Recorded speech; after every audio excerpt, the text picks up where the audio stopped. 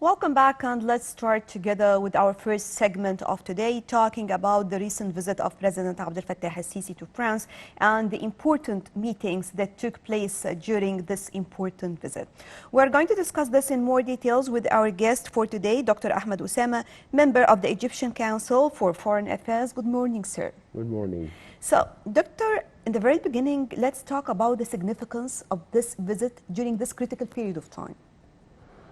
The significance of these big events in France is a very positive step during the troubles in the Middle East and the war in the region. And it started with our distinguished President Abdel Fattah al-Sisi to build up a strategic partnership with France for coalition and cooperation in a lot of the issues in the district. And with this conference, it tackled many points of issues of the very critical situations in the Middle East and Africa. So it tackled the situation of first of all, the bilateral and the cooperation between Egypt and France cooperation. Second, the situation in Israel and Palestine. Of course, that was one of the main issues on the top of the agenda, talking about the Israeli aggression taking place right now in against the Palestinians. And we have seen this, and we have seen also many efforts to stop or to reach a ceasefire. Egypt is maybe the first country to take the initiative, and always through the history till now, the Egyptian responsibility to the Palestine conflict all over the history till now is on the carriage on the shoulders of the Egyptian authorities. First of all, Egypt tried to make a reconciliation between the Palestinian parts and to work on having a Palestinian election, to have a unity and to represent the Palestinian people, to start discussing a peace process. But it's failed from the Palestinians themselves with many other issues, including that people in Jerusalem are not allowed to vote. Second is Egypt started immediately, once the aggression started between the two parts, to call for ceasefire from the two parts, from Israel and from the Hamas group. And the Egyptian authorities, whatever the conflict between the Egyptian government or the authorities and even ideological groups or in this conflict, Egypt was, as always, the elder country in the Middle East and the mother of the Arab world, and started to call Hamas to stop and to call Israel to stop, and there are no one listen to the Egyptian initiatives in that time. Second is Egypt started to call for the international cooperation to make pressures to stop what's going on with the situation in this conflict. And till now, they are working even with France and with a conference call with His Majesty King Abdullah of Jordan to work on a proposed decision, call for a decision from the Security Council to cease fire and stop fighting between Gaza and Israel. Talking about the role of diplomacy in solving this crisis that, as we all know, it has lived, one can say, throughout history. We have seen many different agreements and initiatives in this respect, and many efforts exerted, of course, from the Egyptian side. So how far can diplomacy play a major role in reaching a solution for this, to reach an independent state for Palestine? All over the history and for the specialist in political situations and conflict resolutions and history, every war, whatever it is, all over the world, must be ended by peace process and to be ended in a diplomatic way. As usual, they are saying that war started fighting in between places, and by the end of the way, the way they sit on the table to discuss how to work on peace. The key thing is to have a sustainable peace. It needs how to build trust and faith, equality and mercy, and the rights for people to live in peace. Here's the situation. The peace is not just a word. For instance, Egypt and Israel, they have a peace agreement since 1979.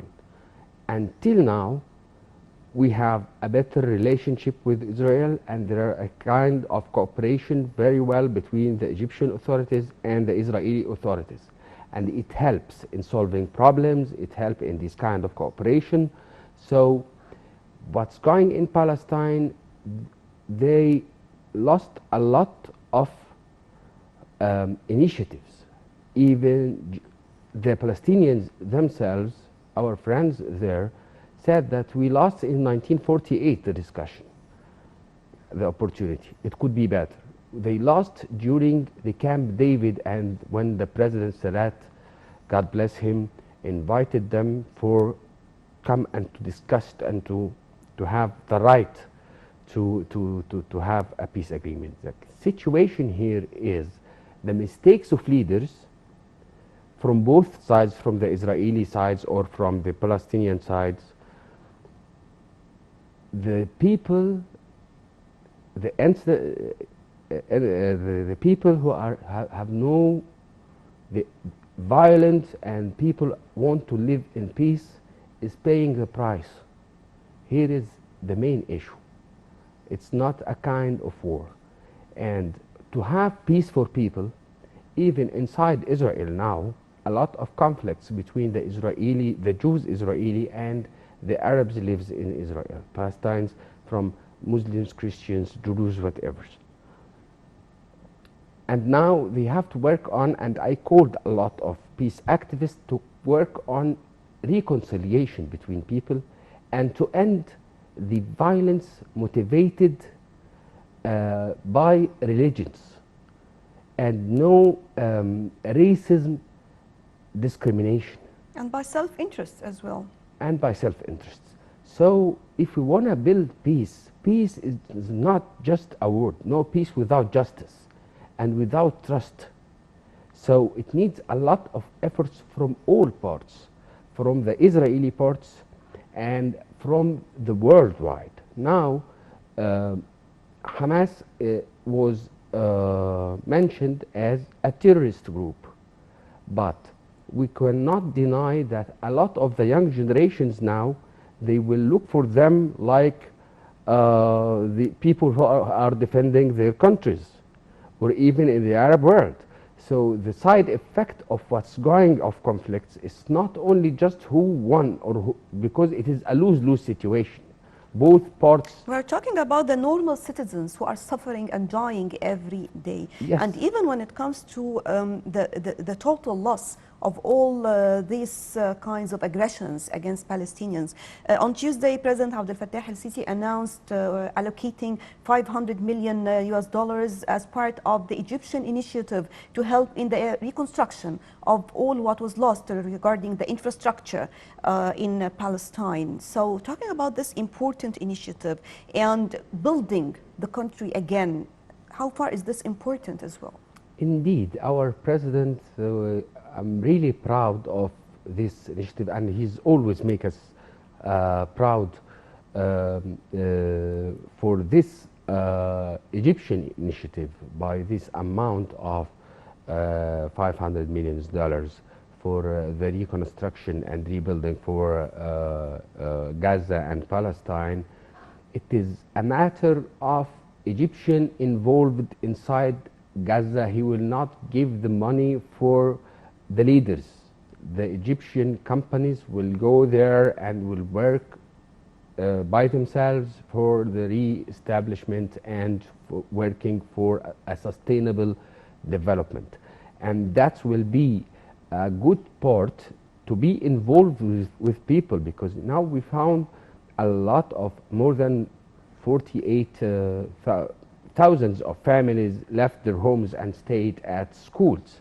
And also we can't deny that the Israeli part announced them that we will strike this part to go away. They are trying to balance the situation, but by the end of the story, the aggression is aggression, war is a war. We have a lot of victims, and Egypt is opening Rafah borders to receive them and to serve with a medical support too. So really our Egyptian position and support for Palestine now and before is still, and maybe more now, with more involvement.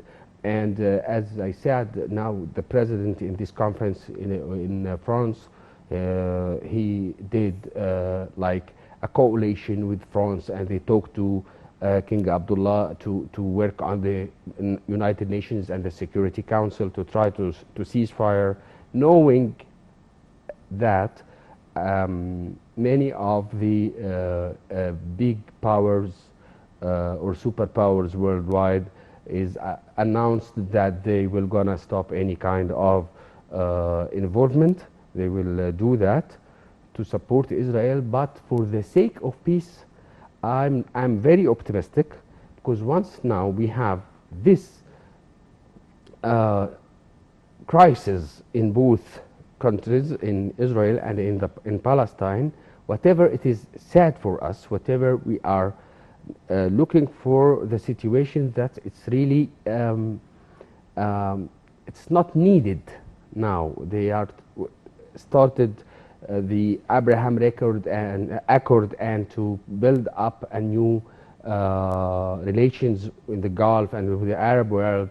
So now the first neighbor must be in a better solution for the security for both, for the sake of humanity. We are not in a religious war. We have to understand more about the faiths of people. So once they hurt people, Muslims in the Al-Aqsa Mosque, you'll find another Muslim started to attack a synagogue. We don't need for this, because our religion, all religions and Islam is forbidden. It's forbidden to attack any place for worship, whatever they have religions or not, to respect the freedom of expression and freedom of beliefs. And this is human rights. So now we are talking about the right of life. The human rights. And the human rights. And yeah. In a statement or in a speech delivered by President Abdel Fattah al-Sisi, talking about the developments that took place in the African states and the financing when it comes, actually it was unprecedented when it comes to the growth in African states that took place. That was of course prior to the pandemic, and talking about how to contain this and how to continue supporting the African states, especially during this critical period of time when it comes to the pandemic, and to keep the economic growth and to support and help to continue, not to move or to delay. Yeah. His Excellency, our distinguished President, mentioned in this conference many things, and the conference was scheduled by the situation in the Middle East, Sudan, and its new transitional period and how to work on it. Third is with the African countries, and it's very important. During the pandemic now, which is attacking everybody, everywhere, every day and night, we have sad news of losing people we know from neighbors, from friends, from families, from in, in every place all over the world, worldwide. The key thing is during a great and a hard challenge for humanity, it's better for more united for people. It's very important to work on equality and equity in serving people by medical supplies. Here is the role of the humanitarian service. We need more humanity from decision makers all over the world, not to discriminate people for their positions, for their wealthy situation or poverty, for their ability or for their place in the world. It's not a matter now of discrimination between people in Europe or in Africa, the people who can afford this or not, but it's a humanitarian responsibility for all, the whole world, and the United Nations and all the international agencies and all governments worldwide to work together with the private sector, with the civil society. It's now the time of knowing and proceeding, and the impact in treating people as people and human beings. They have the right to have a medical treatment and the vaccinations. It's very important now. Because we can never actually face this if anyone in the world did not reach the vaccine. Things will continue as it is, even if some of the countries will believe that, of course, they have ended and everyone has been vaccinated, but definitely we must reach the whole world, as you mentioned. And there were talks also about the IMF and talking about the IMF rights. And as you mentioned, how can we help the low and middle income African states Yes. to provide them with the vaccines and medical supplies, as you mentioned? So talking also about another important file, talking about the Ethiopian dam, and talking about how Egypt is trying all diplomatic and seeking international interference when it comes to the Ethiopian dam, and having a legal agreement or something to bind the rules of the second fill of the dam and the operation of the dam, and protecting the rights. I can say again, it is human rights, talking about water in Egypt for Egyptians. For Egypt and Sudan. Of course. For this situation, Ethiopia is maneuvering for a long time ago, and till this moment, Egypt and Sudan combining together, and even in France, they consisting and was precisely agree about taking positions together closely, and Egypt is supporting Sudan for their security and through a military cooperation between us and them, also through fighting the terrorism and their ideas in Sudan. And there are delegations from Egypt who had been there, and also we got before received a minister of from Sudan to discuss with them how to work on fighting terrorism, because they have divisions in the Sudanese society, and the citizenship is very important there for the national security. For Egypt and Sudan, with the dam of Ethiopia, Egypt is working highly connected with all the international community to find a solution by agreement between the countries without affecting badly the Egyptian rights from and font of water, and it is for us, it is for human rights, the first one of naming, putting human rights is the right of life. So they are now working on attacking the rights of 100 million citizens and Sudan. And the last priority to have a military operations between us and them, our president is very wise and taking time and patient to discuss closely with the international community. And France is supporting Egypt in this file, and it needs more also supporting the rights from the global community, from the United Nations and the Security Council, because it's really dangerous and it's not a matter of conflict to be resolved. No, it's very aggressive and very dangerous step Ethiopia is consisting to continue in this way. So we are still working as our Egyptian president and our Ministry of Foreign Affairs and the authorized in Egypt, working on trying to solve this very critical situation diplomatically as they can.